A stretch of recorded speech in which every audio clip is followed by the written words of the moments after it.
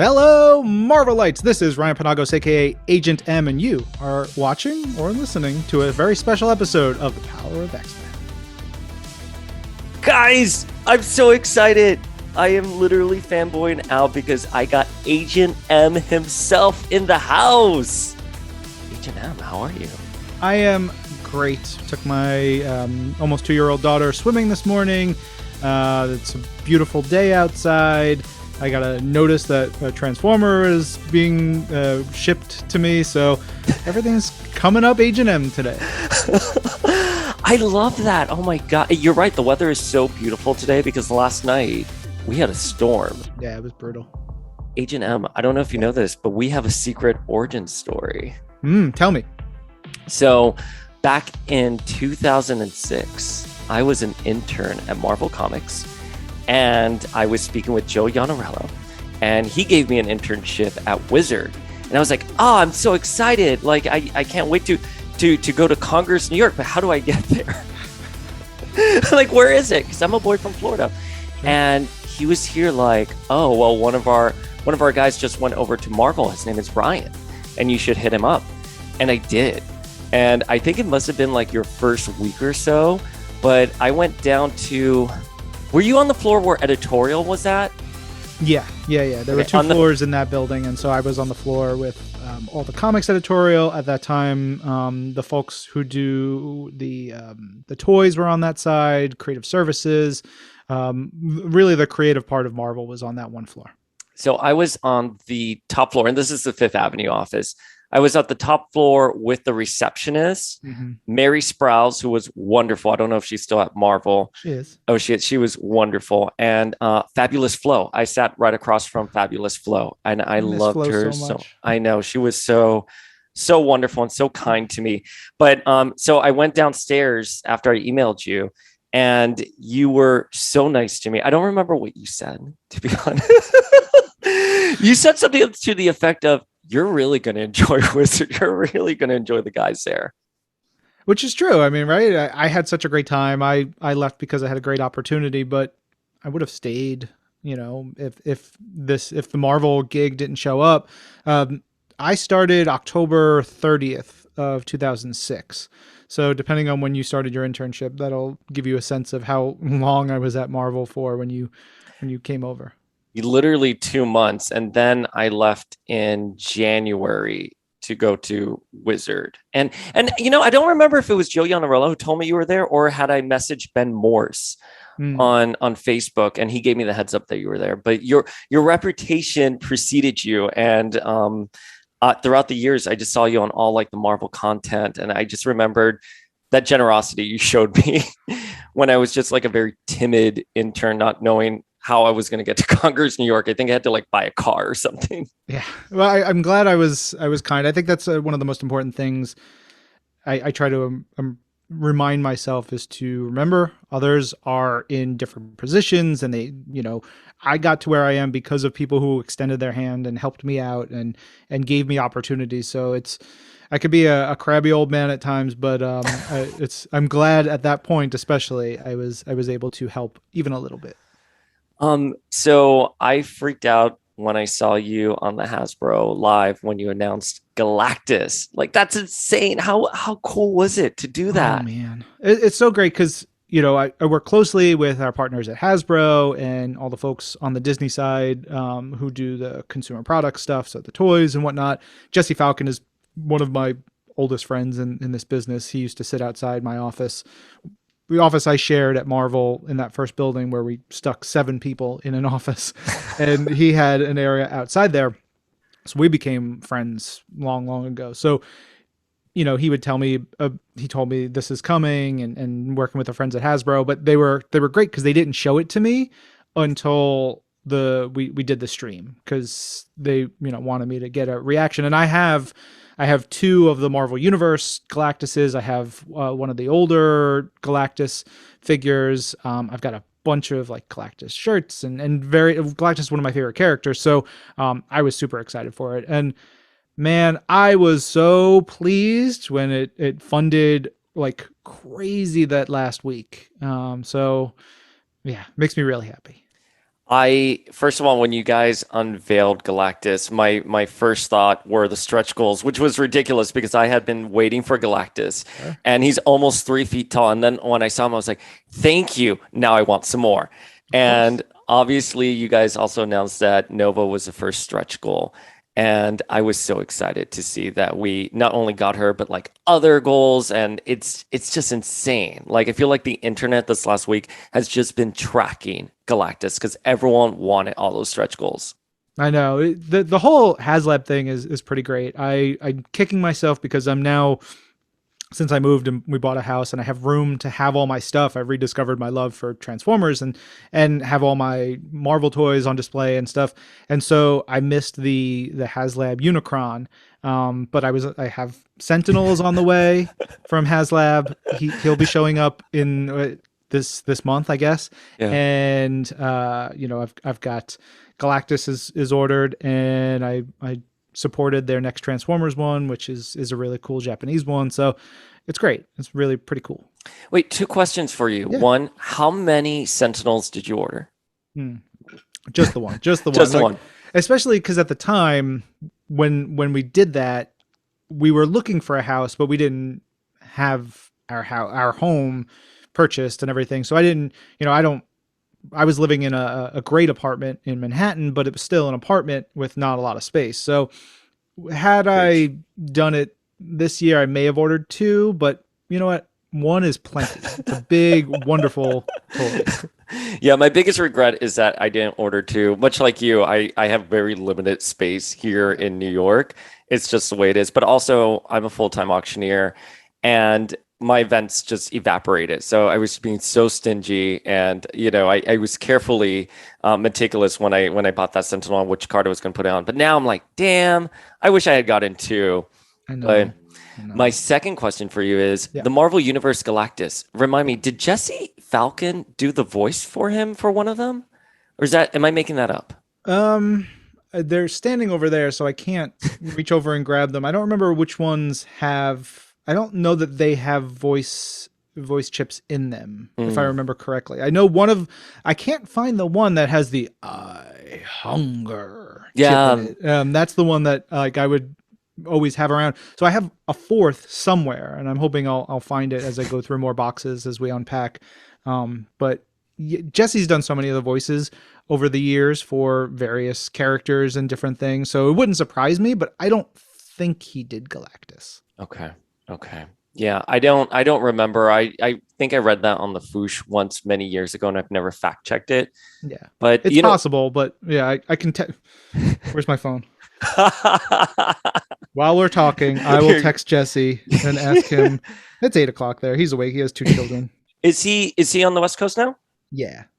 It's funny, when I was an intern at Marvel, everyone loved Jesse. I believe he was a stand-up comedian as well. Improv performer. Improv performer, and he was on like some VH1 special or something. And everyone just talked about him around the office as if he was like the coolest guy ever. And I met him a couple of times because he hooked me up with Mary Sprouse through the Foosh. He was very kind, and he was just so chill and awesome. Yeah. He's the best. I adore him. I am sad I don't get to see him more often.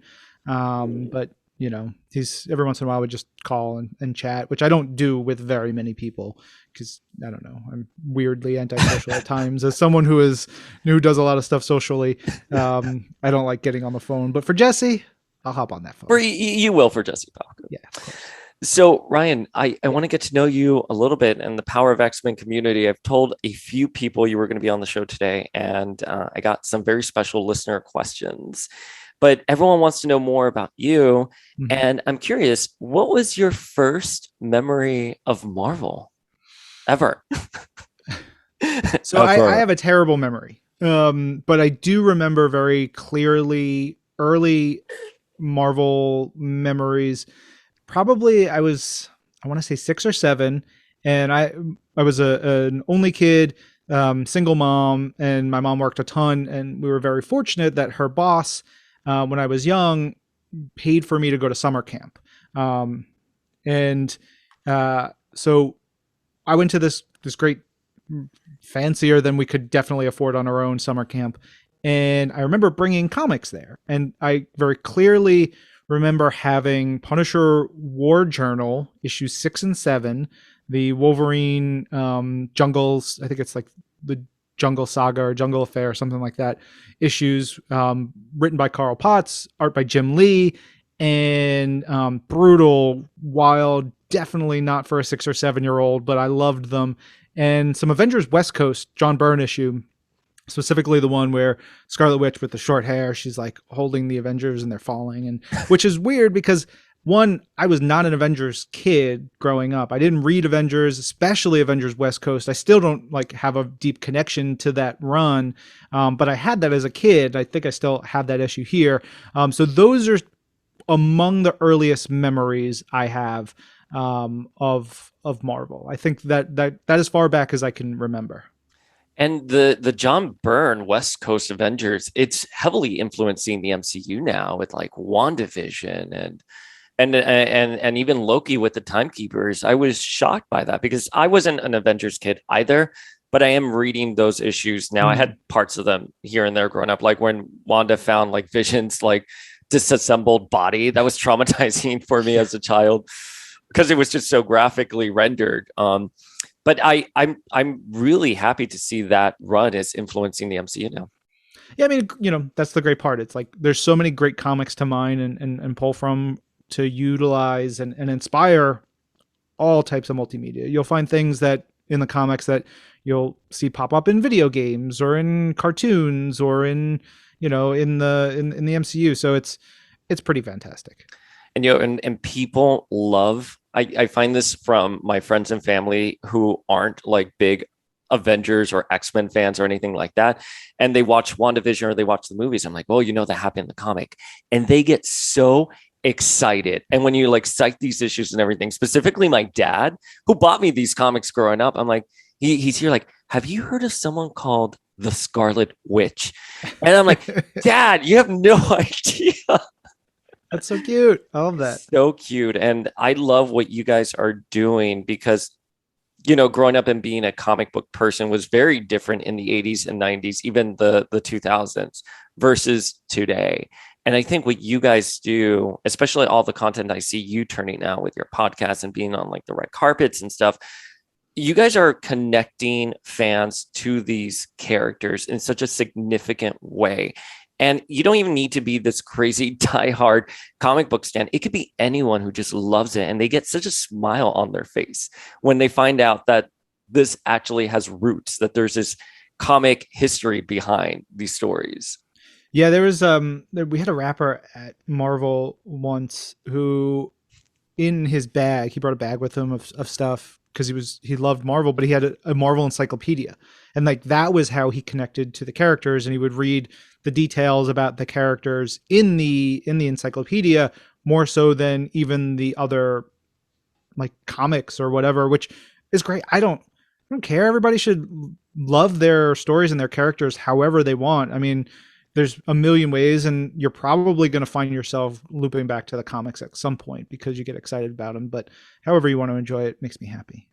It's funny. I was talking to Zeb Wells a couple months ago, and we were chatting about why certain characters you have this territory over. And it's because back before there was something called Wikipedia or the internet, you actually had to go to the comic book store and act like a little archaeologist. And you had to mine all of these stories. And you prayed that when you got to the comic book store, that they would have the issue you were looking for. Or sometimes you couldn't make it to the comic book store all the time. So you would pick up in a story that was halfway through.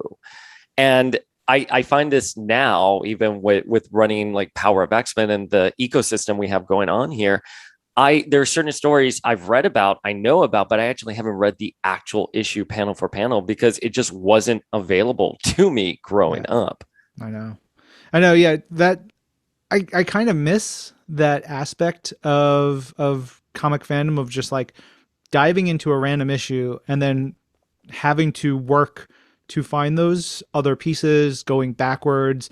For me, it was X-Men. I remember reading Byrne and Claremont really beaten up copies that we got there was a laundromat that my mom and I went to, and then there was a used bookstore next door, and they had some comics, and I bought a whole bunch of Byrne Claremont X-Men issues there that were super cheap at the time. This is, late 80s, early 90s. And like not really knowing what was going on and how that connected to sort of the stories that I was reading, contemporarily. And then you have to go back and you find things, and that stuff was so much fun. It was so much fun. So was X-Men your thing growing up? X-Men and Spider-Man. X-Men, Yeah, Spider-Man. for sure. Yeah. I loved the X-Men in part because of the cartoon, like so many of us. I remember just dying for that show. And the cartoon, the Toy Biz toys, and the comics. It was like this triple threat of everything. And then you had the video game. I found the poster for the X-Men video game, that my copy of it that I have, and so I put it up in my office here. And someone was like, "What is that? A Marvel vs. Capcom poster?" It's like, "No, Sega Genesis X-Men." And on the back, it's a game FAQ of how to beat this really difficult game.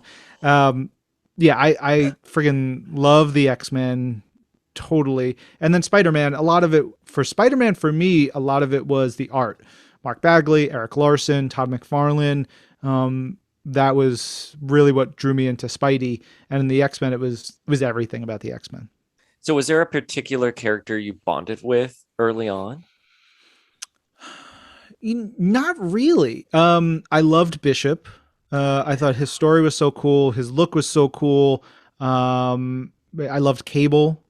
Similarly, I like weird time travel, alternate reality stuff. I think that's part of what makes my brain turn on a lot is that kind of stuff. So those characters really connected.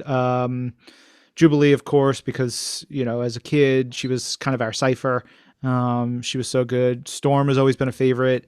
And Wolverine. I mean, who doesn't love Wolverine? He's the GOAT. I love him so much. And it's so funny. There's so many creators I've spoken with. I want to say Zeb and then Cena Grace as well, who have all mentioned that Wolverine is their favorite character. And I remember growing up thinking, because I loved Jean Grey, I loved Rogue, and I was like, man, Wolverine is always, front and center. He's oversaturated, but like as an adult, I get his story. And I'm forgetting what, like, I think it was my primo who said this, where there's so much in his story that's beautiful, it's tragic, and it just resonates with so many people. And, I think as a kid, I leaned more into the mutant metaphor than some of the other thematic elements with characters like Wolverine that now as an adult I appreciate. And you get to go back and you get to revisit characters like that and just be like, yeah, Wolverine. Yeah, I mean, he's incredible. I think they laid good groundwork in X-Men, in the actual X-Men books, but specifically Larry Hama. I think his run is so incredible and is really like, it's something I want to go back to when I have time. So you're like anti. I know. It's just like I'm reading my wife's next novel. I've got like a whole bunch of other things. I've got a bookshelf full of like to read books plus all the stuff that I read for work.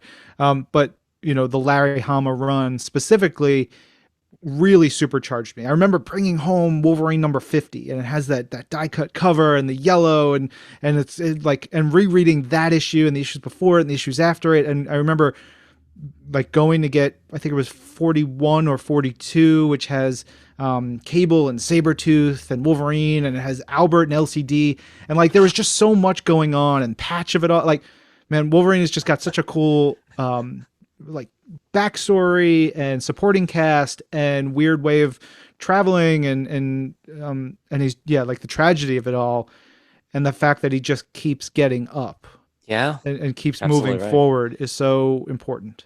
Wait, two follow-up questions. One, Yeah. Is your wife a novelist? I don't think I knew that. Yeah. Mm-hmm. Yeah. What's the name of her last book? Well, her first novel came out. It's called Rebel Girls, which is unfortunately now very relevant with all the abortion ban stuff going on and conversations about that stuff. But it's a great book. It's called Rebel Girls. That came out in 2018 or 2019. It's terrific. And her next novel is she's just wrapped it up, and so I'm reading the copy that before it goes to get sold and all that kind of stuff. Oh, I that's can't say wonderful. anything about it, but it's really No, good. I was no. reading. I was like, I'm going to read one chapter a night, and then last night I read 5 chapters. I was like, I can only read so much because it's an intense, really good book, but it's friggin' intense. She's great. That's Her name is Elizabeth Keenan. If anybody wants to go out there and check it out.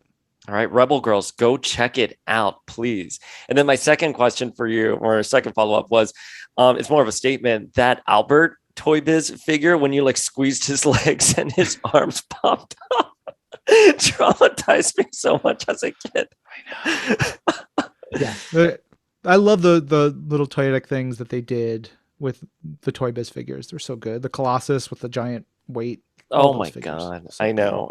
My husband is a big fan too. And we just got back from Pittsburgh and I hate Beast. But I fucking hate this guy, but I can't even deny how beautiful this figure is. And it has Yeah. like a backflip action. Like it's next level. Yeah, that is terrific. So what was your favorite X-Men crossover? Executioner Song, without question, it's the greatest. It's one of the greatest stories in all of fiction, easily, of course. Yeah.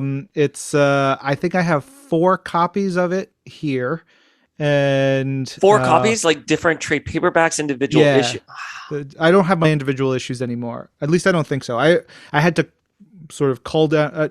At one point, when I left Wizard to go to Marvel, I had to move and I needed money to move. So I sold 42 long boxes of comics. So I sold pretty much almost my entire collection, which broke my heart, but like I needed the money. What could I do? And so Manhattan now, ain't cheap. no.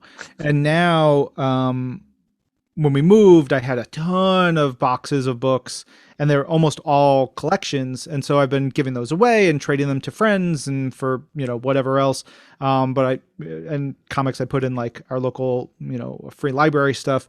So I have a very small number of actual comics now. So I don't think I have my Executioner songs anymore, which is a bummer because I very clearly remember walking to my local comic shop, which was called Gotham Manor, and going and buying those issues and the trading cards in there. And that story is so, man, it makes me so happy. It's so good. And you got to read the entire crossover, the full, I think it's 12 issues. And then there's also Strike File.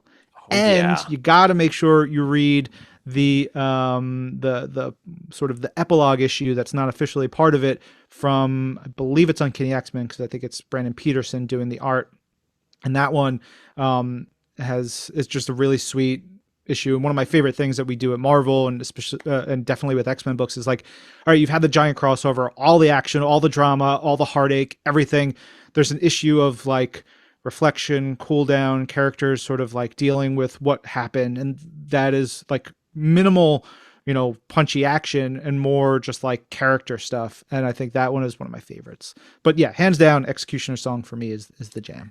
I always tell people growing up, I was reading things like Executioner Song, Inferno, and they were such high concepts with sci-fi, time travel, legacy virus, clones, that when I started reading actual novels, and I was an English major in college, I was fine like diving into world building like exercises or seminars, because the X-Men, especially Marvel during that era, again, you didn't always have all the story. You kind of accepted things. It really taught me how to like read, not only as a comic book reader, but as a literary reader. And it's made me a better literary citizen because of things like Executioner Song, which is a very big read. Yeah. Yeah. And there's so many characters and moving parts. It's like a Russian novel. It's like there's so many things going on, so many like minute pieces that come in and then they're gone, but like it actually made a difference into the story. Yeah, it's terrific. I love that story so much. So speaking of like big X events, Hickman, where were you when you found out that Jonathan Hickman was going to do Hoxpox? I remember I had heard that we were talking with Jonathan again, because I think at that time there was like rumblings of him doing something at DC, and I was like, ugh, I mean, I loved, I have my love for everything, but I was like, I want Jonathan back. His runs on Fantastic Four and Avengers are some of my favorites of all time. And so anything that he does for us makes me happy.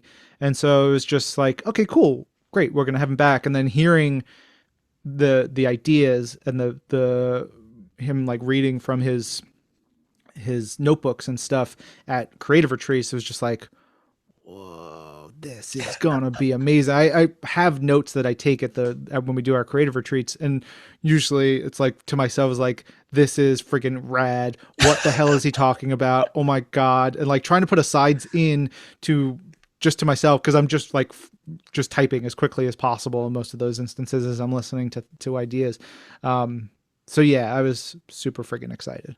I don't want to pry too much on Yeah. the creative retreats, but so how do they work? You just have you all just get together and then like people stand up and they just say their ideas for stuff and you guys kind of talk about it. I'm picturing like a sales conference in book publishing where you kind of come in and you talk about your book as an editor and then like the entire team kind of like weighs in and you have something like that, or is it something a little bit more intimate and like spitballing?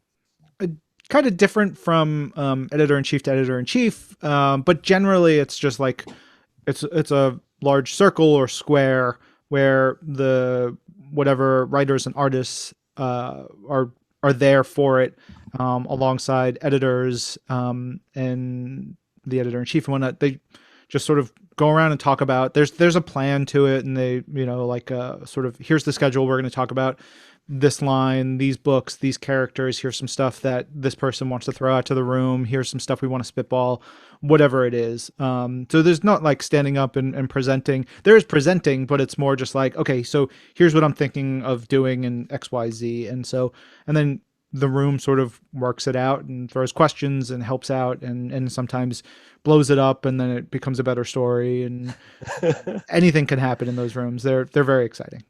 But Hoxpox, like I remember when I read that issue 2, I believe it was, where Moira is revealed to be a mutant, and literally my mouth dropped. And I don't have many moments like that when I'm reading something. I was like, what's going on? Like Moira, she never had children and died in her sleep. What? Like, and then the next panel, like she didn't know it, but she was gifted or mutant. I literally looked at my husband because we were reading it on our phones, and I was like, holy Reading it fuck. on your phones? I know. I know. It Get a limited tablet at space. least, please. Let that art Oh, breathe, especially you got Pepe and RB. Like, come on, man. beautiful. I know. Well, so we buy the trades, we buy Okay. the hardcovers and stuff like that. But yeah, no, I agree. Listen, an However you want to do it is an fine. ongoing battle in my marriage is that I lose everything from my wedding ring to my iPad. So I'm not allowed to have nice things. But I agree. Fair. If tablets and print are gorgeous, I can't do print, limited space here, and I read like a zillion comics. Oh yeah, 100%. I get that fully. It's just like for me, I have to read comics ahead of time for the Mhm. podcast and the things that we do. And so I ended up buying this year. I bought a newer iPad, like a bigger one, because I'm like, if I end up not being able to get the high res PDF, I'm just like, this is why am I even doing this? Because I need to see it as it's intended. Really beautiful. The art is just so important for all this. So I got to tell you, you're absolutely right. Like, I love the editor for Comixology. It helps me read. I'm just kind of used to it at this point to go like that. But when I read the trade, or if I see my husband has a tablet, or if I see it on my husband's tablet, I'm like, oh my God. Like, it really is intended for that kind of reading. yeah, But wait, I have a follow-up question yeah. here. I'm sorry, I never have so many follow-up questions, but you just trigger so much in me. When I was at Marvel, someone used to go around with like these like first passes of the comics before they were Make printed. readies. The make readies. Hmm. Do you guys still do the make readies? Well, since work from home, I'm sure that they're still created because that's part of the printing process. I used to get a set of make readies every week, which made me so happy because I got to see all the variant covers. And for stuff like, I still have make readies, and I have a War of the Realms tattoo that I got with Jason. But so these are the make readies, and I've only Oh, kept look at that. these. So that, yeah, they're large. You can see the color borders, and so we had the variant covers that are on them. Usually I would just I would read them and then save some of the variants and give them away. These have actually larger Yeah. gutters than most of the normal ones that we were getting by the end. But um, yeah, these were super helpful, especially for me having to read ahead of time when we were in the office. I love that. I don't know if you remember someone named Yolanda Cruz. I don't know if Yeah. she's still there, but I was in her office when I saw my first Make Ready. And I was like, but is this how the comic books look? And she had her beautiful long blonde hair and her like bright eyes. And she goes, Ay, papo. Yes. Wait, welcome to the comic book industry. She was Yeah. so sweet. And she ran the store, I think the employee Mm-hmm. store. And she gave me that X-Men versus Sentinel diorama for like $15. And it Nice. is not $15. Yeah, believe me, I know. I've those were good times. Work. That's one of the things. One of the many things we miss from working from home is not having those interactions and running for the sale. There's a bunch of people on our teams who are like hardcore Marvel fans, will buy every product, and they loved those sales. I'll tell you that. So when you were in college, did you want to work in comic books? So my first 2 years of college, I went to Adelphi on Long Island, and I wanted to I was a math major. I wanted to do something with math, maybe, Mhm. an actuary or a statistician or just something cool because I loved math and I was pretty good at it. And then the second year of school, my brain was just like, "Oh, cool, you can't do math anymore." And it just something turned off. It's the weirdest thing. I very clearly remember like when you see something and you clearly understand it, and then afterwards you just don't. And I Yeah. just stopped understanding math the same way, which was a bummer. And so I had to rethink what I wanted to do. And at that time, I'd spent years in the punk rock and hardcore community as a photographer, and I had a website, and I was doing some writing and doing some reviews and doing that kind of stuff. And I was like, well, all right. And so I switched schools. I went to SUNY Purchase, and they had a nascent journalism program. So I was like, all right, that seems like a lot of fun. I want to do something with journalism, more entertainment side journalism. I had been reading Wizard magazine and stuff like that for many years. So I figured maybe that's the path for me. So I ended up getting a degree in journalism with photojournalism as my sort of sub thing from SUNY Purchase, with the intent of finding a path in entertainment journalism of some sort. So not really comics itself. Because I never thought of, I think maybe when I was younger, I thought about sort of creatively making comics, but that wasn't really my jam. And it's really not my big bag at this point either. It's sort of like, I like getting excited and I like getting other people excited about this stuff. So that's always been my path. And then I got my way over to Wizard from there.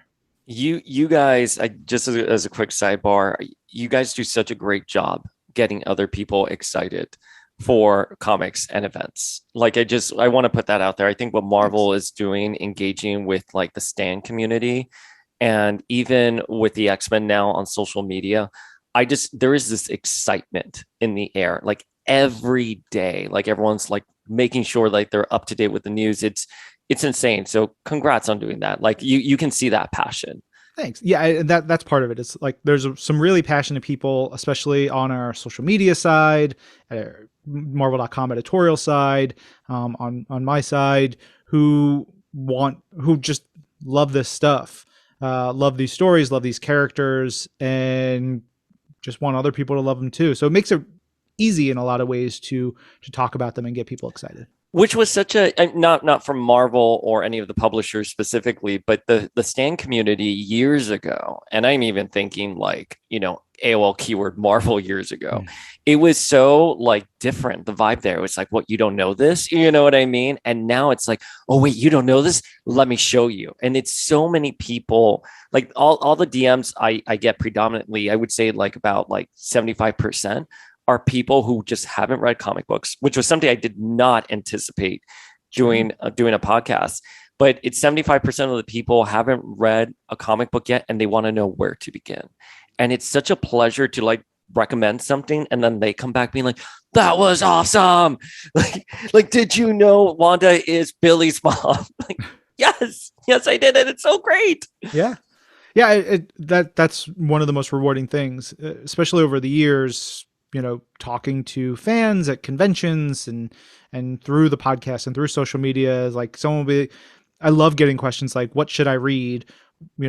What's a good book? What's a character? Something like that, because then I can ask them follow up questions and follow through with things. There was one listener to, I think it was This Week in Marvel, who had heard me talk about Runaways, the current version of Runaways, written by Rainbow Rowell, art by Chris Anka and others. And I was like, this is maybe my favorite comic we're putting out right now. Everybody has to read it. And I was like, pounding the drum. And this just within the last 2 weeks, they were like, all right, finally caught up on some other stuff. I'm going to read Runaways. Let's see if he's right. And then like a couple days later, well, I read 34 issues and you're right. It's fantastic. Now I'm annoyed that I have to wait for the next issue. I was like, yeah, believe me, it's friggin' great.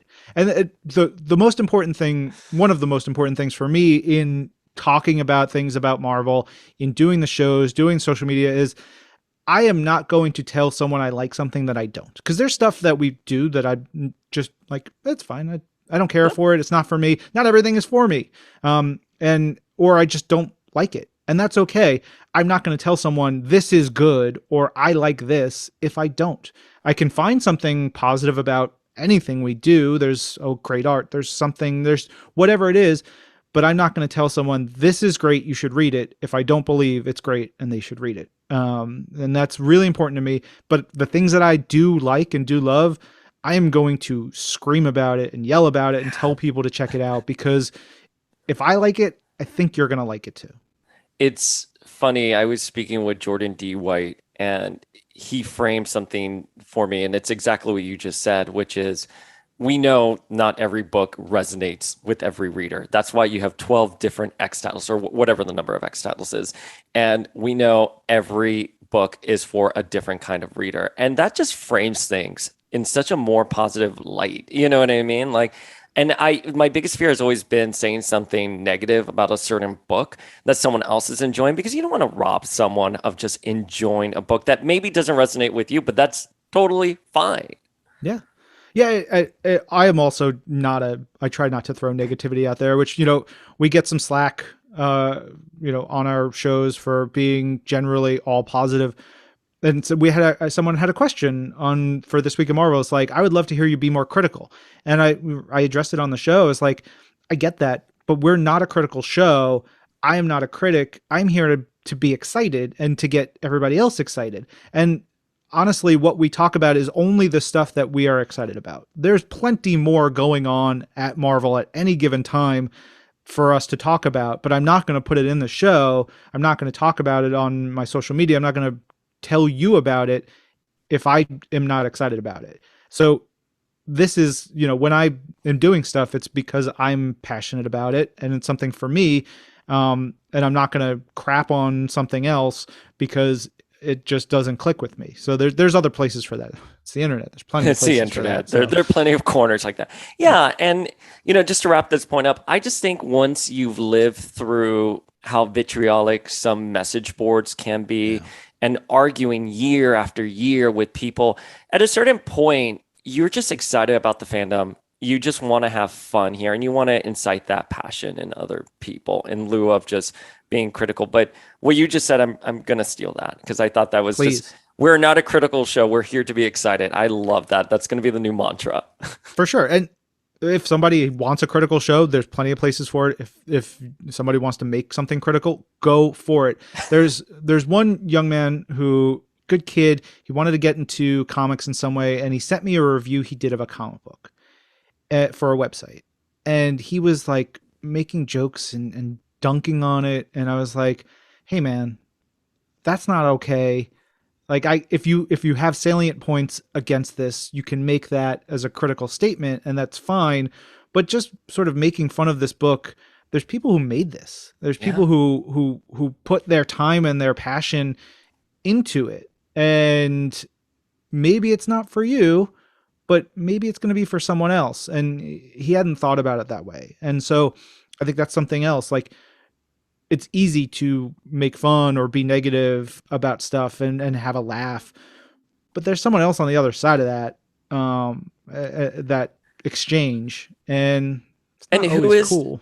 and they're naturally curious about how their work is received, and they Yes. will go out and they will search for reviews. And I think most people are okay with feedback, just not when you dump and make very hostile jokes and stuff like that. And I've thought about that for a while because I think people have such an intimacy with the characters and the universe that they forget about the creators, and that there was an actual writer, an actual artist, an actual editor, and colorist.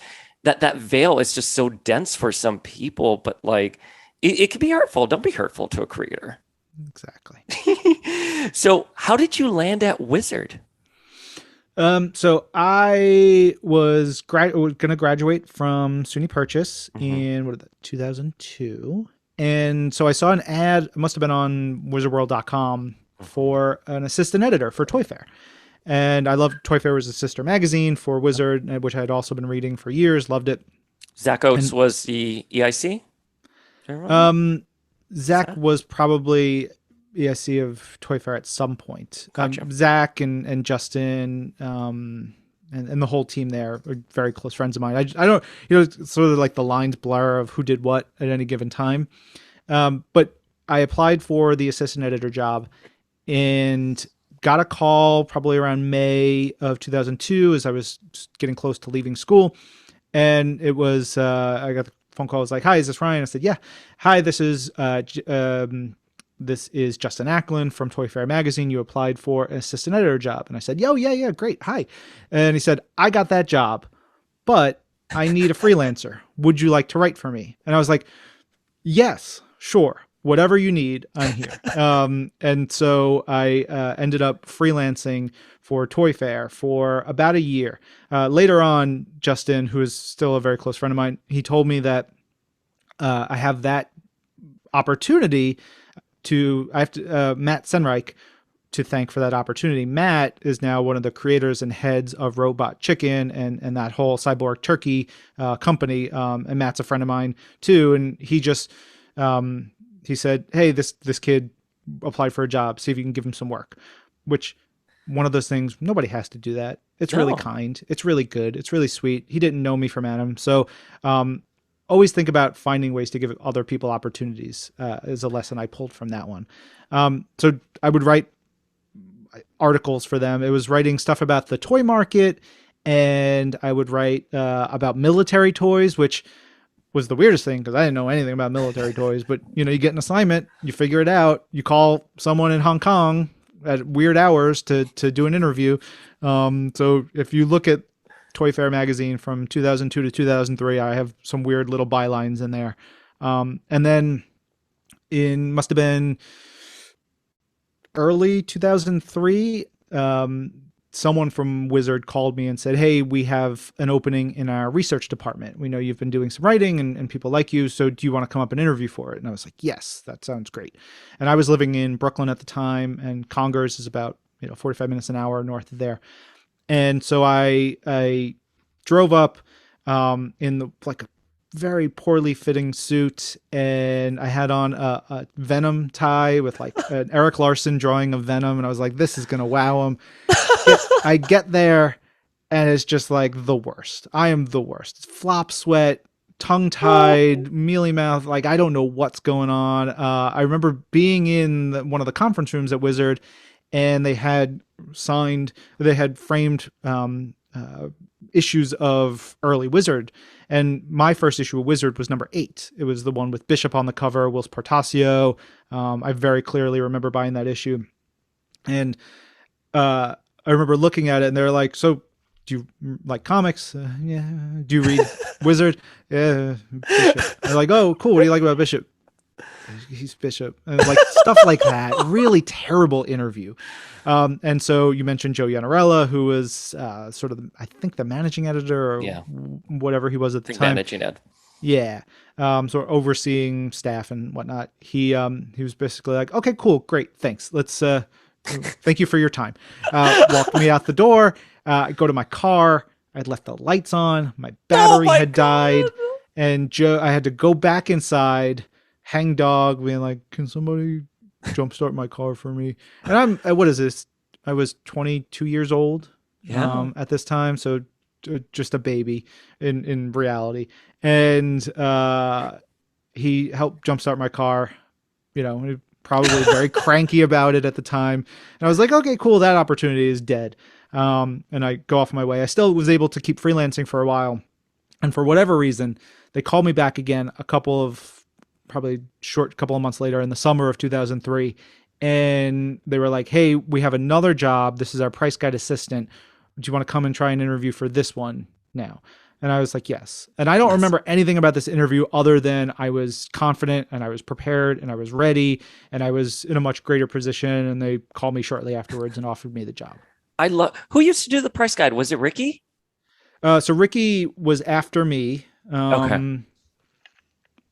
So it was Lars Pearson. I think there was someone else. Then there was Carl. Carl Kramer was the price guide editor when I came in, and within a month I became price guide editor. He moved over to research, and so I did that for the 3 years that I was at Wizard. Ricky was my price guide assistant for a little while, and I Gotcha. think he became price guide editor. So when you started officially at Wizard, did Joe Yanarella give you the official tour of the warehouse? I don't remember. Honestly, the warehouse was so cool and so big, but I don't remember.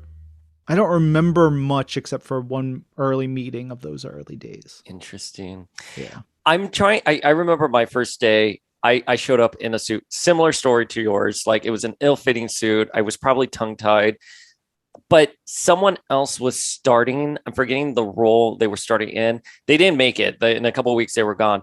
But Joe came up to me thinking I was the new guy starting, not the intern, and was just came up to me and was very like, I don't know, who's your boss and all this stuff. I'm like, I don't know.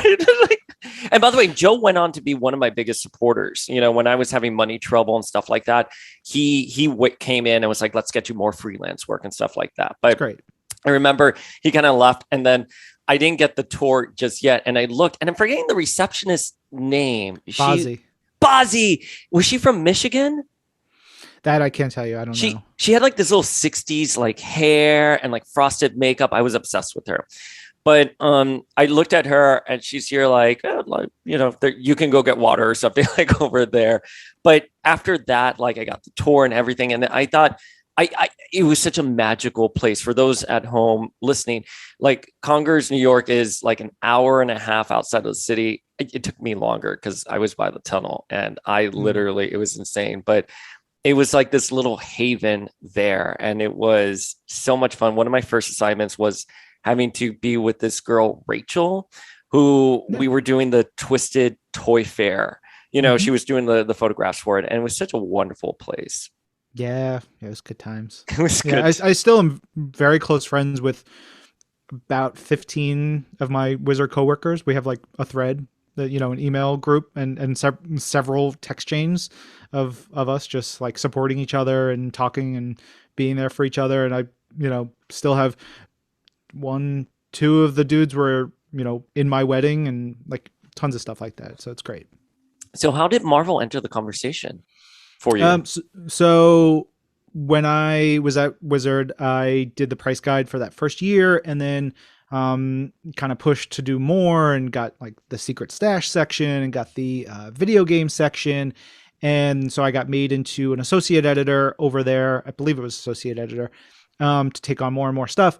And at the time, Wizard had people who one part of their job was to be sort of the liaison, the contact between Wizard and a company. So there was a DC contact, a Marvel contact, a Dark Horse, an Image, Hollywood, whatever it was.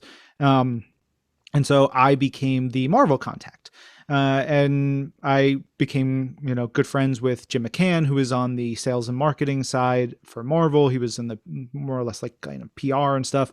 And just became pals. And I got invited to the creative retreats and to go behind the scenes and to do a lot of stuff. I became trustworthy from the Marvel side and did good work on the Wizard side. And so I had built good relationships. And in 2006, it was the summer, I had scheduled a trip to the Marvel offices to go and just visit and talk to all the editors to see what books are coming out, what are the big characters, what stuff should we be reporting on for upcoming issues of Wizard. And so I was so trusted, they just let me walk around, just like go and do my what thing. up? Pretty Walk much. around. Like they knew me, and so like I would just walk around unescorted, which is weird. But I very clearly remember wearing long camouflage shorts, like cargo shorts, and a Those were a t-shirt thing. from Those were a yeah, thing. and a t-shirt of a hardcore band called Most Precious Blood. And I was walking around talking to people, and I was like turning a corner, and I hear, "Hey, Ryan, come on over here," from the office of one of the vice presidents on the sort of digital side, John Dokes. And I said, "Hi, John, what's up?" And he said, "Hey, just have a seat. Let's chat. What's going on?" And so we started to talk. And I'd known John for a while, and we started talking and talking and talking. He's like, "Stay here for a second. I want to bring someone in." Brings in someone named Pete Olson, chatting and chatting and chatting. And I realized at one point, and this is like an hour and change, oh, this is an interview. They're surprising me with a job interview. And so I get the offer to join Marvel as associate editor of Marvel.com to basically do wizardy type stuff for internal at Marvel on their website. And then I took the job. I haggled an extra $2,000 a year out of them. Ooh, look at that. I know. And took the job, and that was it. That was 2006. Although an extra 2K a year here in Manhattan, that goes a long way, especially in your 20s. Yeah, you can make that work. And I was still, at that point, I think I was still living, I don't know where I was living at that point. I think 2006, I was living in Queens. Oh, okay. Yeah. Okay. Yeah. So what was that transition like for you? So you go from reporting comics to now being part of the comic book publisher and delivering news. Like what were some of the differences in your approach when you were editing Marvel.com versus Wizard? So there's a couple things. One, and it's always the way that I've looked at it, it's holistically, it's a support system for all of Marvel. So it's the comic books, the toys, the video games, the movies, and even back then we had animation. We had facets of all of that needed support. People needed to know about that stuff. So there's putting press releases up, doing interviews, building content. It's not that different. It's just my focus then only becomes on Marvel stuff. And, Wizard at that point, there's like jokes and silly stuff and critical things. But for the most part, when you're doing a feature, you're doing an interview, it's informative and it's entertaining. And so we just wanted to be informative and entertaining. And so building up weekly columns and articles and different features and different types of things. So it wasn't totally different in my head, how I approached it. And they wanted me to do blogs. So I helped build a system of blogs, and I had my own and going behind the scenes and revealing stuff. And, from there, it's just like building different things and creating social media and creating videos and on as time goes by. But you guys were sort of, you in your role were sort of pioneers for that, because when I was at Marvel, I wrote like a couple stuff for the website, but it was like new, you know what I mean? There was no curation or anything. Like I think, God, I'm going to date myself. I think like the Civil War trailer or something had come out, sure, and I had to write something about that. You guys really pioneered everything. And when I got to Wizard, the website had just really launched in a significant way. Like Rick was in charge of it, and it was all hands on deck. So you were really creating the internet back in like 2006. How has your job evolved from doing content like that to now to having your own podcasts on a weekly basis, to doing countless social media interactions? Yeah. Well, I think I also want to say that Marvel has a great history of doing this stuff back in the 90s. They were pioneering it before I was pioneering it. I was just, it had gone and they had done some great stuff and they had gone away, and we were just picking it back up and rebuilding it with more opportunities. But over time, it's like social media started to become a bigger thing. And I remember reading an article about this thing called Twitter in Wired magazine. I was like, oh, this sounds cool. And I think around the same time, Twitter had gotten a mention in like Astonishing X-Men or something. And I was like, yeah, I'm going to find out how to get these guys in touch and do something with them. And so I had two of the founders for Twitter visit Marvel, and we had a meeting, and it was like, what can we do to utilize this more for us? And so created that, all the Marvel social media for a while, building up our stable of video stuff. And obviously it's not just me alone. I had a ton of amazing people. My boss for most of my career was John Cirilli, who was actually there in the 90s and had done some really great stuff, had a great stint at Marvel, and had come back in basically 1 year after I started. And he was sort of a great guiding force for everything that we did. But yeah, it was, it evolved as internet content evolved, and we tried to stay ahead of it and above it and with it, and find ways to utilize the things that people are excited about. And I think that's what the team still does today, even though I've kind of stepped away from that side. At one point I was doing multiple podcasts and video stuff and big social media things on top of also running editorial and social media for Marvel.com and for Marvel Digital Media. And they were basically, the boss at the time was basically like, you need to not do all of this. You should separate, choose what you want to do. Do you want to stay and run the editorial and social media? Or do you want to do more of like in front of camera and microphone and all the other stuff that you do? And I said, I'm going to do I've done the editorial running for a long time. I want to do more of the podcast and video stuff, and also remain a sort of creative voice for what we do. And so that's where I am now. And so now, yeah, multiple podcasts a week and lots of video stuff and partnering with all of the different arms of the company where I can. And it's great. It's a lot of fun. To circle back on what you said about Twitter being mentioned in the X books, that was the first time I ever heard of Twitter. I believe it was Warren Ellis's Astonishing X-Men, and Armor's like, I need a code name or something like that. And I'm like, what, is that her Facebook? Like, I didn't know. That was the first time I actually found out about Twitter. It was insane. I remember really launching my personal Twitter, which we had before we had Marvel, and as Agent_M at the time, right before San Diego Comic-Con 2007. And I also remember being at the airport, doing it on my BlackBerry whatever it was website at the time, and having other because a lot of us were all from New York, creators and other people in comics press were all going to San Diego at the same time. And I remember like Heidi McDonald being there and some other creators being like, what are you doing? I was like, I'm doing the Twitter and posting on Twitter. And I had like my interns that summer keeping track of all the tweets so we could put them on the website, because we didn't know all what we wanted out of it. But I remember a lot of people will still be like, yeah, I started Twitter because you did it, so I blame you for all this. And I'm like, that's fine. Is that what's the origin of Agent M? How did you get that moniker? My boss, the one I mentioned, John Dokes, who hired me at Marvel, he said, we want you to do some blogs. One of the blogs, maybe do a behind the scenes thing. Think of, what Stan did. Think of Your Man at Marvel, which Bill Roseman did. Think of, obviously those were in the comics, but taking that kind of fun vibe and bringing it to the website. And so come up with something. I was like, all right, great. I love Nick Fury. I like that spy aspect of things. Maybe like an agent. How about Agent P for Penagos? And he's like, no, Agent M. And he walked away. I was like, okay, great. Wait, was the M just left field? No, Agent M for Marvel. Oh, Marvel. Which was never explicitly stated. But it I'm was like, just for like MODOK?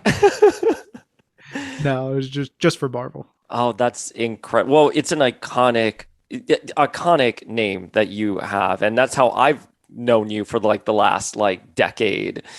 How did you lose the underscore though? Because I when I was researching for our interview here, I did come across that _M, and I was like, wow, he was able to lose the underscore there. How does something like that? Did it just become available? I think it just became available. Gotcha. Maybe someone at Twitter told me, or I was just monitoring it. I love how you have a direct line to Twitter. That's awesome.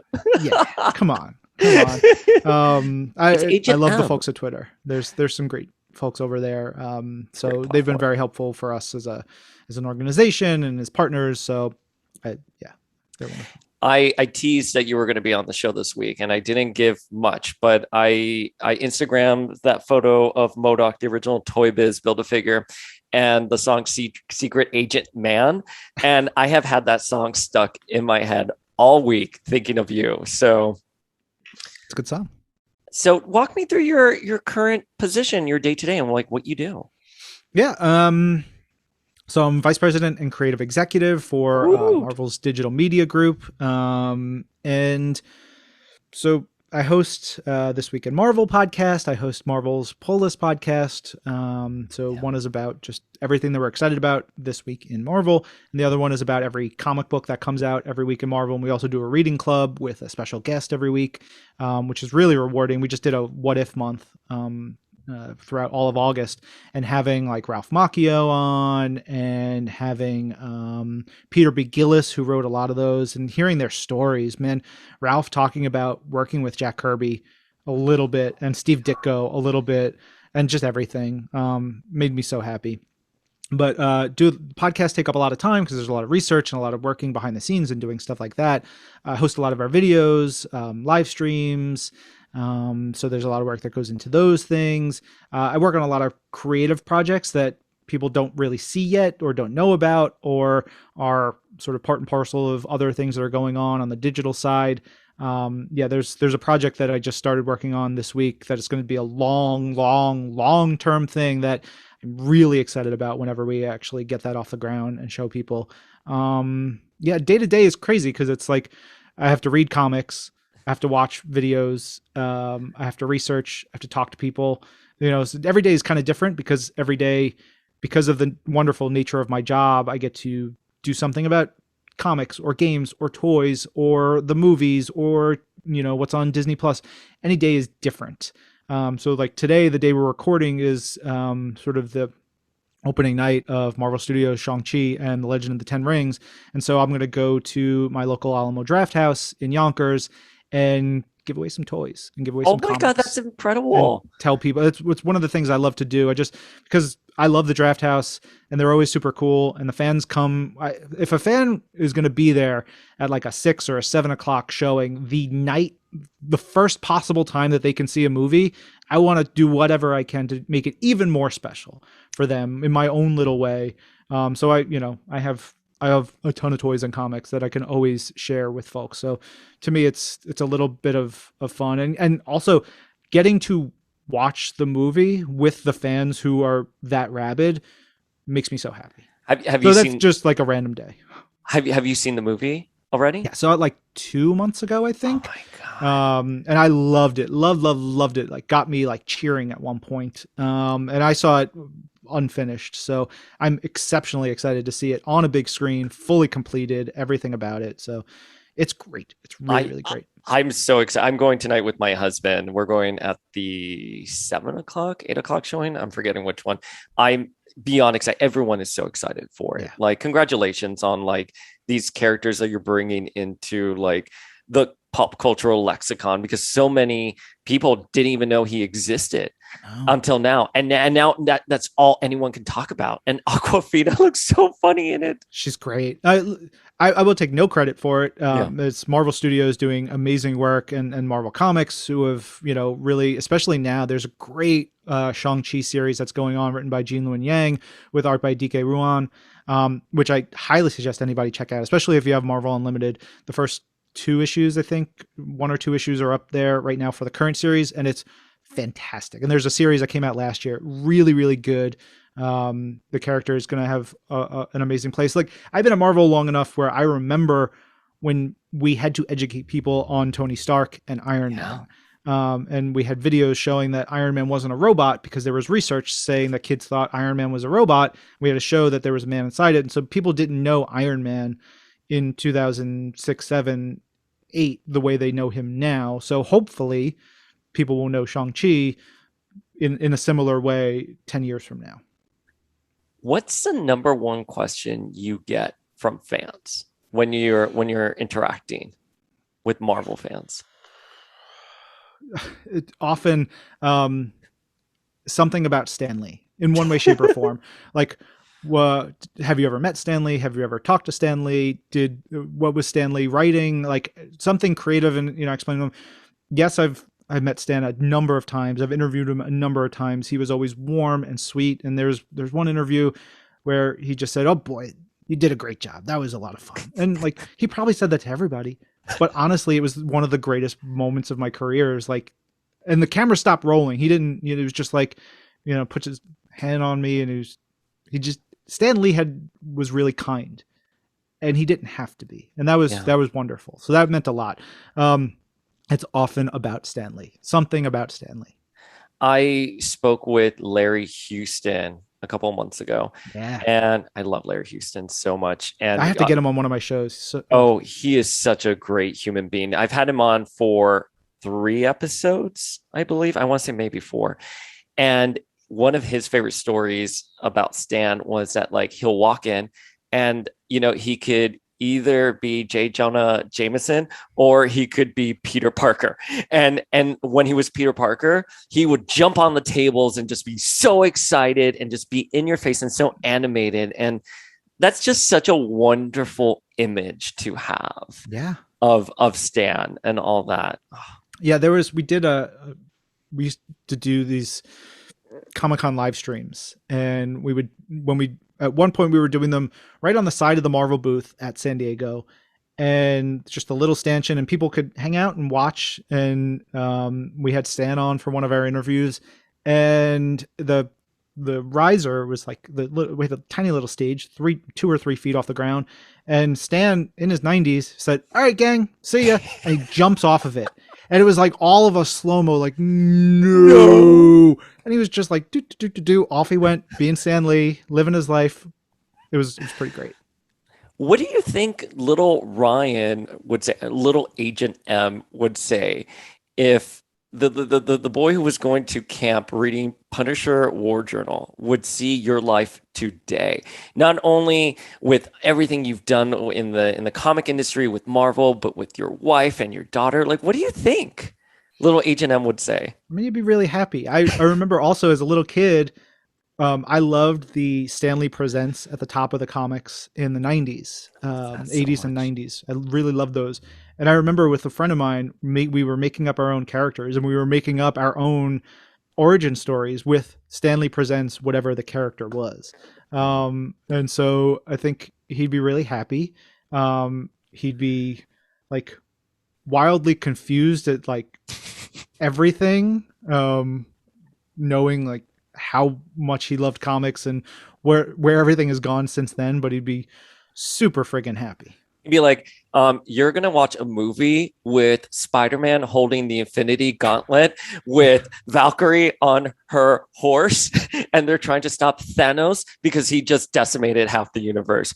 Boom. He would lose his mind to know that Thanos was in a movie, because I remember going to a local 5 and 10 when I was 10 years old. It had to be like December-ish of 1991, and seeing on the spinner rack at the local drugstore Infinity Gauntlet number 6 and X-Men number 3, and picking them both up, and those were so incredible and important issues for me, and like rereading both of those over and over and over again, and finally getting the other parts of both of those runs and diving further into everything. But like, yeah, he'd be crazy excited. What's the best advice you've gotten being part of the comic book industry? There was an early piece of advice I got at Wizard, which I think has been really helpful for me in being in the industry. It was my first meeting at Wizard, and it was a planning meeting for a future issue. And there was an editor at the time, Andy Serwin. I remember really Andy. Yeah, Andy was wonderful. And he said, we were planning out the stuff, and at the time we were talking about Batman Hush, and Batman Hush was still going on, Jeff Loeb and Jim Lee, and we were discussing the story, and he explains the ending and reveals who Hush is. And this is, there's still 6 issues left in the story, and I was just a fan, coming in as a fan, just reading the books and loving the mystery of it all. And they tell me the ending, And I'm like, what are you doing? I want, you can't spoil that. Exasperated and upset. and, and he goes, hey, shut the fuck up. Everything you love will be spoiled for you from now on. So deal with it. And like finger in face. And Andy's like 6'5" and he's like 280 pounds, whatever he was, big like guy. The bounty man. Yeah. And I was like, okay. And it was like, I needed that slap in the face. And for me, that was really important because truly everything that we do at Marvel is spoiled for me ahead of time in one way, shape, or form. But that's okay. It's helped me learn to appreciate the stories, the journey, the art of it all even more. So maybe I know the ending, or I know repercussions, or I know what everything is leading to, which I don't want anyone else to have to deal with. But for me, it's fine. It's part of the job. It's helped me enjoy and learn all the things I do a lot more. But when someone wants spoilers and wants info, I said, no, you don't. No. Do not go for spoilers. Stay, if you like, you don't need the spoilers. Enjoy those surprises. When I do get a surprise, it's so rewarding for me. So that's, there's a bunch of other things. But in terms of like just practical advice that helped me fully sort of like deal with parts of the job, that was one of those fun things that helped me.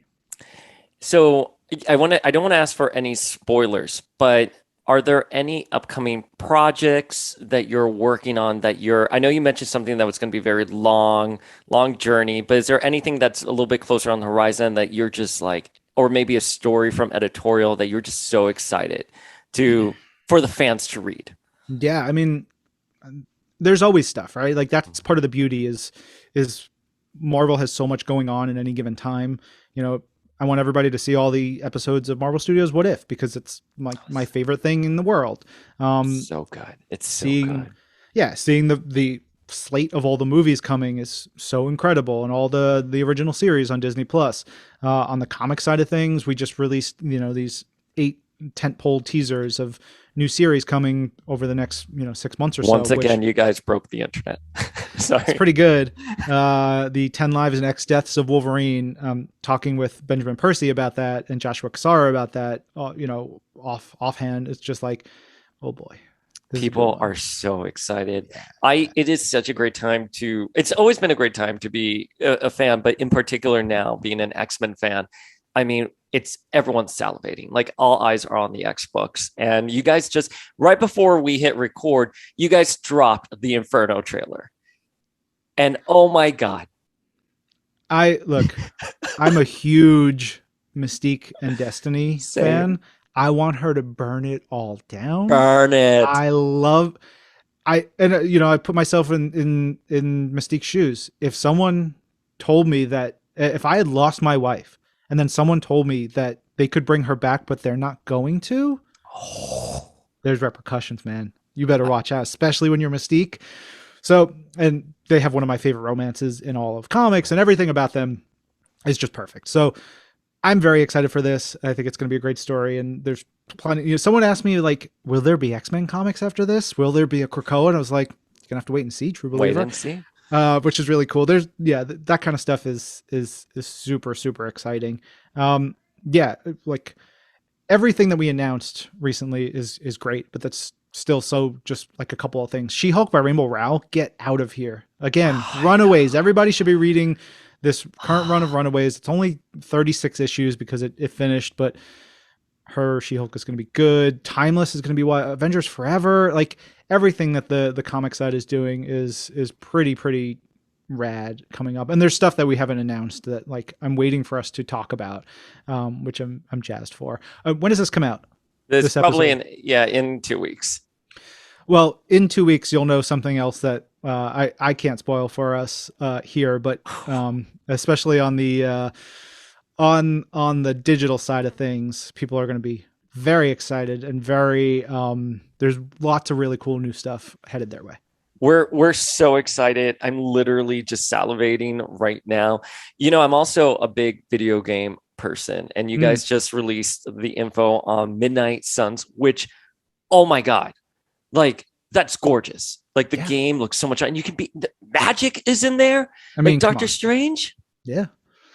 Magic is great. That game, I remember seeing it a while ago and be like, we're doing this game? Hell yeah. I didn't even know And this game was even in the pipeline. I was just shocked I know, when I well, saw it. we only announced it officially a week or two ago, Oh, okay, but so there these, wasn't like any info on it beforehand. no. Yeah. But these games are in development for a long time. So Yeah. it's, it's again, it's exciting to see these things come to fruition. And, by the time this comes out, who knows what else they'll know. One of my favorite, things to just throw up online is the gif from Men in Black, where Will Smith and Tommy Lee Jones are sitting down. He's like, and Tommy Lee Jones says, "Imagine what you'll know tomorrow." And that whole sequence, that to me is what Marvel is like. You get excited about everything today, but imagine what you'll know tomorrow. And it's true. It's honestly true. I look at our schedules, I look at what we're doing, and I look at like the overall every part of the company. There's something that tomorrow is going to be a really great day, and then the day after that, just you wait. And it's like man. that kind of thing is really fun. Cheap plug for me. We just released a game on mobile called Marvel Future Revolution, and Oh yeah. when everybody plays that, they get to interact with Agent M many times in the game. I'm in like a number of places. I did the VO. They took my my image and stuff. So I am a vendor, a non-playable character throughout the game, not just in one region. I have many costume changes, as people will see as they get further along in the game. It's really cool. I am so excited for Marvel Future Revolution. I love open world games, and you are in canon there. Yeah, it's really cool. It's a lot of fun. It's something that I did a long time ago, and have picked up a couple of different things as we do it along the way. And we did some live streams, and now that it's actually in people's hands, and they're like, "This is a really pretty game, and it's fun, and it's easy to pick up and play, and it's kind of addictive." And I was like, "Yeah, they did a great job." Everyone has been saying that, from Kotaku to other like just random tweets. People have just been enjoying that game so much. I remember I was so upset when Marvel Universe Online went away.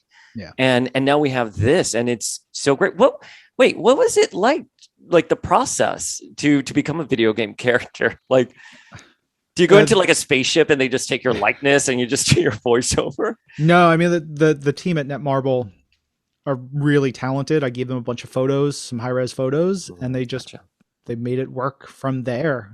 They created the models. I have like over time Slack images and details and stuff from the producer on the Marvel game side, DanWho, who's just incredible. It was probably his idea to put me in there. So he's one of my favorite people, if not for the other amazing things he's done, but for that. And just, yeah, they asked me, I did some voiceover, we recorded VO lines of like, "Hey, hi. Oh, it's funny to see you here." That kind of stuff. It's, which is really fun. I've done that stuff before, being in the Lego video games and being in this, and now it's really cool. I have a cameo in the MODOK TV show on Hulu, and who knows where else fans may see me in the future. Oh, okay. All right. That's a really good tease right there. Mm-hmm. Ryan, you have been so generous with your time. I have a few more questions, and then we're going to hit listener questions. Great. So this next section of questions are just like really just like absurd questions, but not actually, they're not all absurd, but I want to kind of get your feels or your thoughts on that. So, to your knowledge, has Kevin Feige and Jonathan Hickman ever been in the same room together? To my knowledge, I can't say for sure, but anything is possible. I'm trying to like rack my brain around different things. It's certainly possible. But there's, that's the thing. It's like, as much as I know nothing. Yeah. Okay.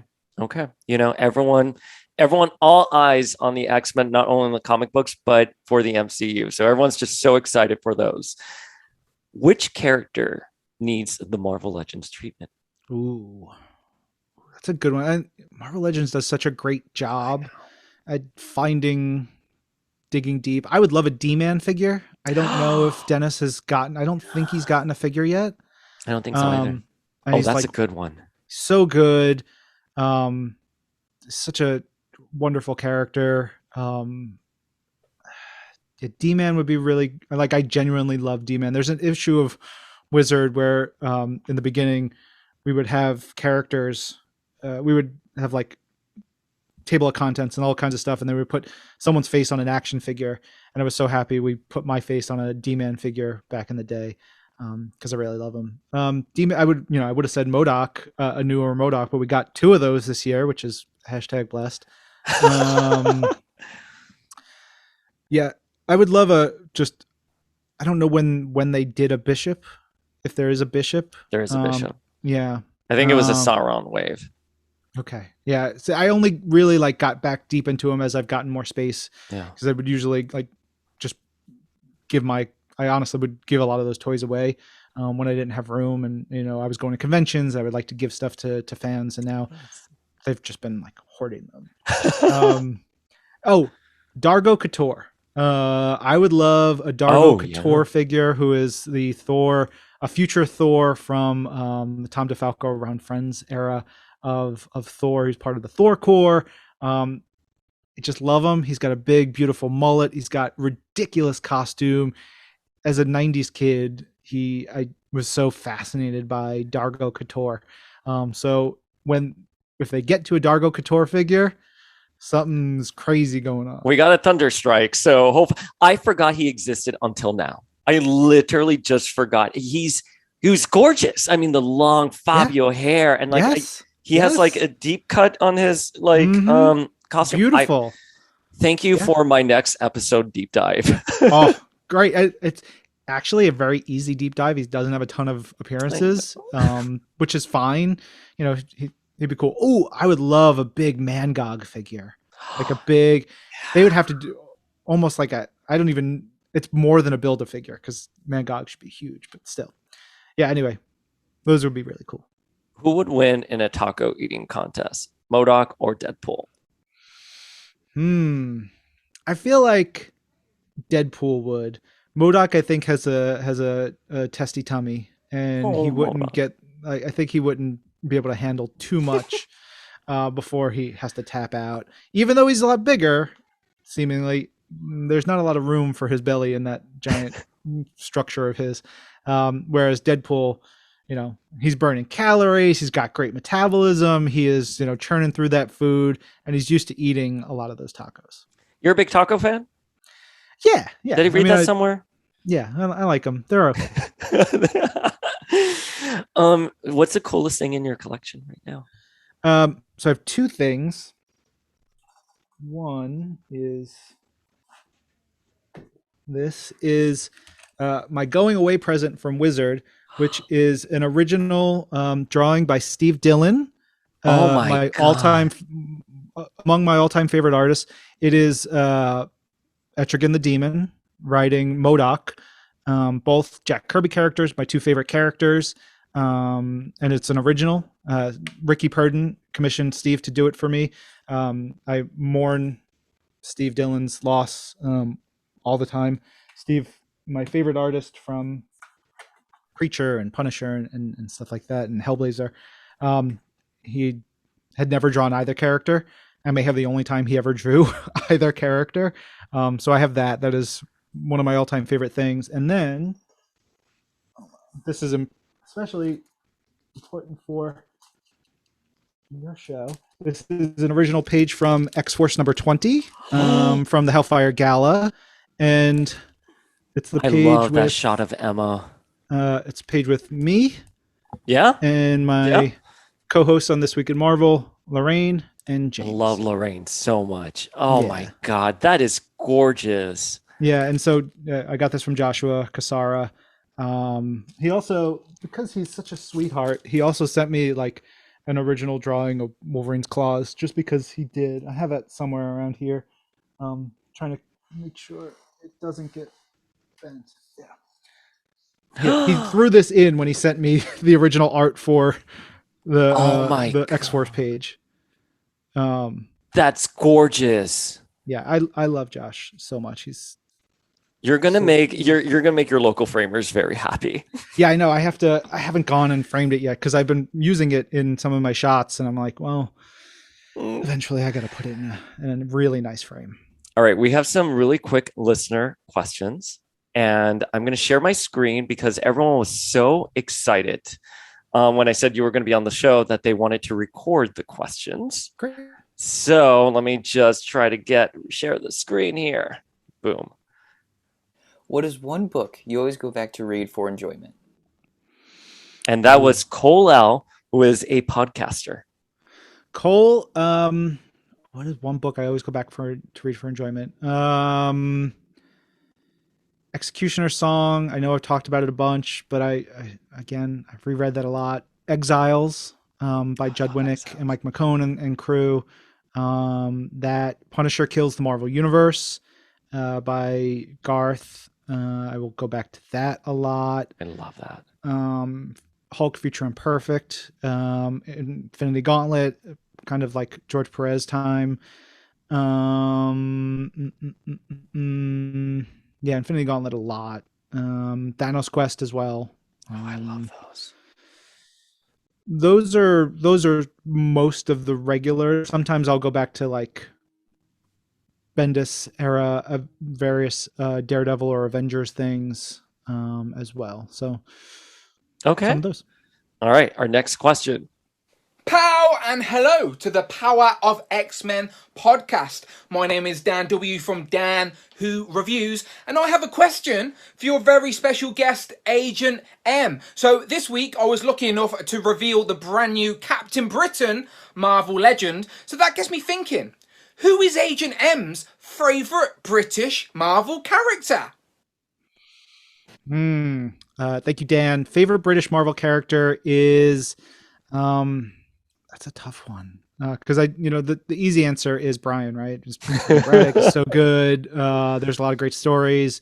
The Alan Moore, Alan Davis stuff, so good. Excalibur. I love Pete Wisdom. Oh, I think Pete Wisdom. Pete Wisdom is a lot of fun, really cool. Technically Blade. Look at that. Blade. Tu sabes? So good. Oh man. Who else? But honestly, I really love Union Jack as well. I think Union Jack, when introduced in Captain America, and then the Union Jack limited series there's a couple of them. There's one from '99, and then the 2000s one that Mike Perkins drew. It's really good. That got me excited for Union Jack. So I'm gonna go Union Jack. How about that? Union Jack. All right. Our next one is a familiar face. Yo, Agent M, what's good, man? One question that I have is, I know you're a big toy collector. If you had one toy that you could pass on from generation to generation, what toy would it be? P.S. It doesn't have to be a Hasbro one or a Marvel Legend, but if it is, yo, props to you. Thanks always, man, for being a great supporter. Much love. Peace. That's obviously Dan from the Hasbro team. I love Dan. I've never actually met him in person, but he's coming back home or coming to New York side soon. So I'm hopefully going to have him by the house soon. Dan, that's a great question. I don't know. It's interesting because now my daughter is starting to play with more of my toys. And so I have a bunch of Transformers that I left intentionally eye level. And so she'll pick up those and she'll play with those. Some of them are too fragile. I think there's, some of the bigger Transformers I want her to at least hold on to and not sell them when it many years from now. Just put them off somewhere in the back. Like right now I have a Unicron on my desk and she keeps asking to hold it. And I say, it's too big. Not yet. And she goes, and then she'll sit back and go, points to him and go, too much? And I say, he's too big. Yes. Too much right now. But eventually, yeah, like the big Transformers and Galactus, I think was one for sure that I'm going to want her to hold on to many years down the line. All right, our next question. Hey Ryan, my question for you is, if E-Force was to reassemble, who would be your top 5 ladies to add to the team, and who would you choose to be the leader? So that was Michelle Waffle Otero, who is a big cosplayer. She's been on Marvel's Becoming, and she goes to all of your premieres. Hell yeah. Thank you, Michelle. Love the Dazzler shirt too. Yeah. With that in mind, Daz. Ooh, you know what? I wouldn't put in Daz. I would put in Lila Cheney. Oh, yes. Lila Cheney, because then you get teleportation or galaxy wide. So the A-Force squad can be anywhere, right? You also have a great musician, so she can just strum on her guitar, and you can have some really fun moments with that. I gotta not pick all X characters. Hey, that's okay if you want to, because it is A-Force. It is A-Force. Cersei would be really cool. She's been an Avenger before. I think she'd be cool. And got a different perspective on life, let's say. So you got Lila, you got you've got you got Lila, you got Cersei. I would pick Viv Vision. Viv is terrific. Young can learn a lot from the rest of the squad. I would pick I'd kind of want to pick another champion, like maybe Locust, because I think she's a really cool character and can have, I think could be really, really, really fun with more spotlight. And then to lead it, I would pick Wasp, Nadia Wasp, and let her put the team together and sort of find herself trying to lead it, but getting advice from the rest of the older, more experienced members. And you'd have a really fun dynamic to that team. That'd be a really fun A-Force crew. That is a really fun A-Force. Let's make it happen. If only. If only. Okay, our final question is another familiar face. Hey, Agent M, a question from one Ryan to another. What is your favorite comic book cover gimmick? Are you a trading card guy like I am? Hologram, foil, embossed cover, connecting variants? What is your favorite gimmick? And that's obviously Ryan Ting from the Hasbro team. I love Ryan. Congratulations, Ryan Ting, on your new baby. Ryan is wonderful. Let's see. That's a tough one, right? Because I grew up reading comics in the 90s. So like every week was a different gimmick. And I think of, what was it? Fatal Attractions had all the hologram covers. I love those so much. Yeah. And at Marvel, I don't know if they were, when you were there, they had the framed versions of a bunch of the Fatal Attractions covers around the office, which I always enjoyed seeing. Holograms are really great. I like if I die cut covers, I think are the ones that I like the most, just because, again, going back to that Wolverine number 50, like if I close my eyes, I can feel what the claw mark ridges feel like, because I would touch it all the time as a kid. So that had such a tactile feel to me. And I think that's just something so cool. But I do love connecting variants, and I think the trading card covers are so rad. If he meant the gimmick of like getting a trading card with your book, man, that is also cool.